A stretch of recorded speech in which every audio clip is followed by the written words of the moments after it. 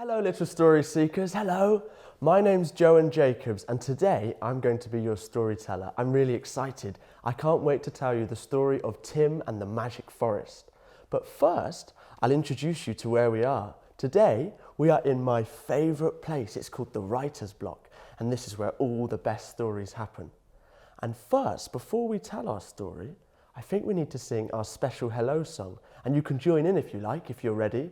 So I'll count us down from 3 and then we can all sing the hello song together. Are you ready? 3, 2, 1. Say hello, low, low. Say hello, low, low. Wave your hands up high, wave them down low, low. Say hello, low, low. Say hello, low, low, low, low. Little story seekers,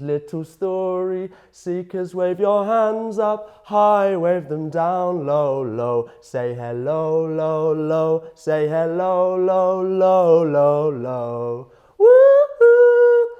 That was fun. Did you enjoy singing? I loved it. Now, before we start our story, I've got a special suitcase here that I've found, and I wonder what's inside. Hopefully, we might find some clues to our story. Should we have a look? Are you ready? 1, 2, 3, 4, 5. Let's see what's inside. Oh, I'm excited. Oh, wow. What's this? We've got a branch from a tree. A branch from a tree in a forest. I wonder what that's for. Oh, wow. Look at this. We've got a shark. Oh, that's a little bit scary. A shark from deep under the sea. I'll put that here. Ah, finally, the most important clue of all, we've got a beautiful shell from the bottom of the ocean. Wow, I can hear the sea. Amazing, I can't wait. Are you ready? So, I think we're ready to hear our story if you're sitting comfortable and you're ready for a story about Tim and the Magic Forest. Okay, let's begin. In a little town called Penzance, there lived a young boy called Tim. His dad was a fisherman and he had a fishing boat. Tim would always go out fishing with his dad and he loved it. One time, when Tim's dad was feeling a little bit poorly, Tim decided to go fishing on his own. But he didn't tell his mum and dad because he knew they would be very worried about him. But Tim knew he was going to be safe because he had his special necklace on. His special necklace was made from a shell like this that his dad had found when he was fishing. And Tim always felt safe when he had his special necklace around his neck. So he left very early one morning before anyone else was awake and he sailed the boat out to sea. Everything was going great. When suddenly, a huge wave came and it crashed into the boat, making a big hole in Tim's boat. Tim didn't know what to do, and the boat began filling up with water and sinking lower and lower and lower beneath the bottom of the sea. And then it hit the bottom of the sea with a thud. Oh no. Tim didn't know what to do. Him and the boat were on the bottom of the sea. Tim was really scared when suddenly he realised he could breathe. What? He said. Humans can't breathe underwater. Wait, Tim thought. I can stand. He took a step. I can walk.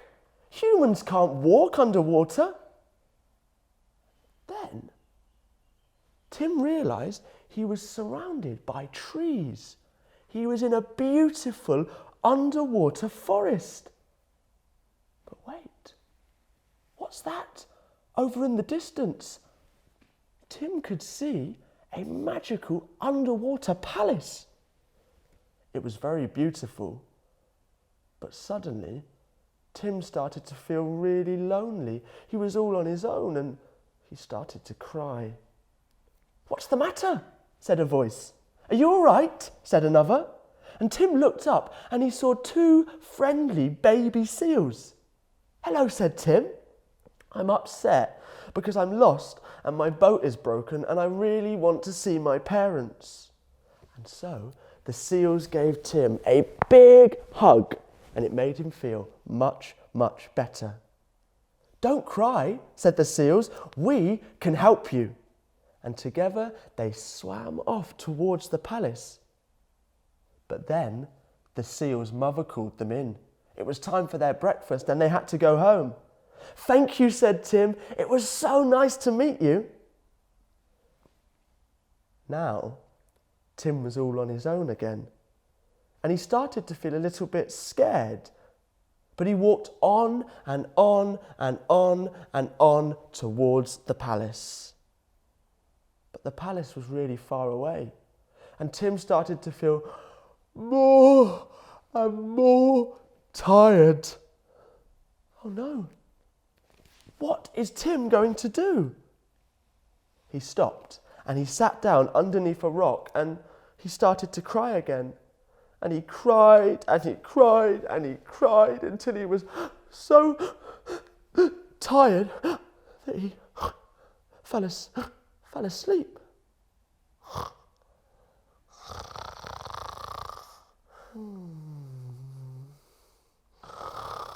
But suddenly he heard a huge burp. What was that? "Sorry," said a very loud voice. "I didn't mean to be rude. I'm Wally." It was a huge whale. "Hello, Wally, I'm Tim," said Tim, "and I need to get to the palace. Apparently, there's someone there who can help me fix my boat." "Ah," said Wally, "the palace. Hop on my back, I'll take you." And so Tim jumped on Wally's back and they swam off towards the palace. Tim felt so lucky. Everyone was so friendly here. And when they arrived, the whale lifted Tim off his back and onto the ground in front of the magical palace. "Here you go," said Wally. "Knock on the big door and ask for the Lion Queen. I'll wait here." So Tim walked up to the big door and he knocked loudly 3 times. Then the door started to slowly open with a creak. "Hello," said a friendly voice. "How can I help you?" It was the Lion Queen. So Tim asked the Lion Queen for some help to fix his boat so he could get back home. "I can make you a magic potion," said the Lion Queen, "one that will fix anything in the world. But you must give me something that you love to put in the potion." Tim didn't know what to give her. So he fought and he fought and he fought. Then he had an idea. He could give her his special shell necklace. He would be very sad to lose it, but even sadder if he couldn't get back to his parents. So Tim handed her his shell necklace, and the Lion Queen went off and got a big bowl, and she started to make the potion. She put in some seaweed and some sand, and then finally she added the special necklace and passed Tim the potion. "Now make sure you pour all of the potion onto the boat," said the Lion Queen. "Thank you so much," said Tim. "Thank you." And so Tim waved goodbye and he headed back to the whale. And the friendly whale was waiting for him, and he made him jump onto his back, and they swam off again towards the boat. And when they got there, Tim poured the potion on the boat, and he couldn't believe his eyes. The boat began to magically rebuild itself and become a brand new boat again. And so Tim jumped in the boat, and his friend the whale lifted him and the boat up to the surface of the water. "Thank you," said Wally. "You have been such a good friend." "Thank you," said Tim. "Thank you, you've been a good friend too." And then Wally let out a big burp, and Tim sailed back home.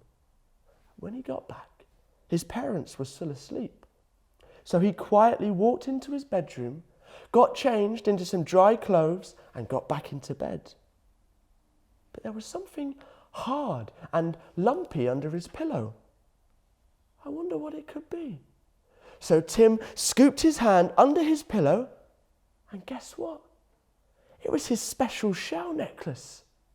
Tim was so happy. He had had such a nice morning, and he would never forget his new friends. The end. Thank you for listening to my story. I really enjoyed telling it. What an adventure Tim had deep under the sea. That must have been so exciting. I think he will remember that day forever. And he got his shell necklace back, as if by magic. How amazing is that? So his parents would never have to find out that he took the boat. He could keep it as a magical secret forever. Well, thank you for listening. I really enjoyed it. I hope you did too. Now we're going to make some boats that you can take in the bath or take down to a lake or a river and play with. And you can pretend you're Tim sailing your boat on a magical adventure. That sounds like fun. Let's get going. So today we're going to make Tim's boat, and this will float so we can put this in the bath or in the river or the lake. Unfortunately, we don't have any magical potions, so we're going to have to use our hands today. So what you'll need is a sponge from the kitchen, some colouring pens, a lollipop stick, some cardboard, some sellotape, and some scissors. And make sure your parents use the scissors because these can be quite dangerous. Okay, let's get started. So first of all, get your parents to take the scissors and cut the corners off of your sponge. Just like that, very carefully. And now we'll cut the other side.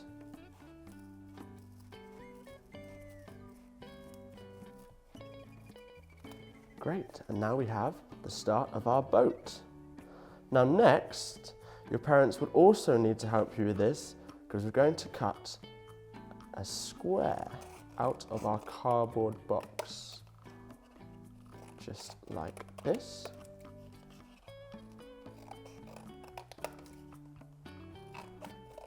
Fantastic. And now we can add whatever colours we like and whatever shapes or design, and this is the bit that you should do. You can make it look however you want it to look. So I'm going to use some stripes, but you can do whatever you like.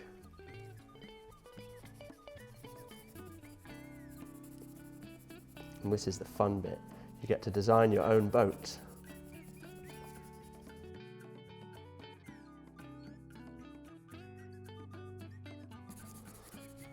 Okay, there we go. There is our sail for our boat.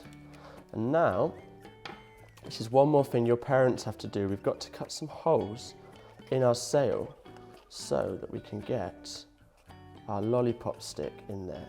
So you fold over an edge like that, fold over the edge, and then you can cut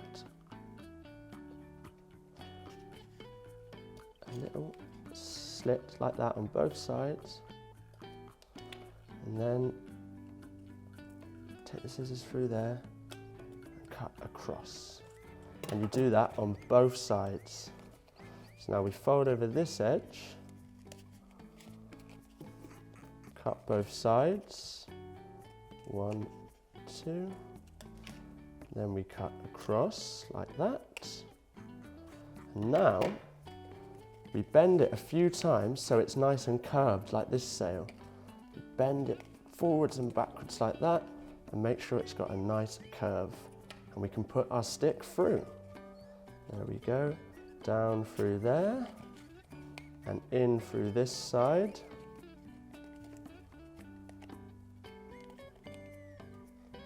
There we go. Perfect. Now we have our sail. There you go. And now your parents will need to take the scissors and use the sharp end to make a hole in the top here like this. Or they can use a knife, but you can't do this. This bit's a little bit dangerous because they're very sharp.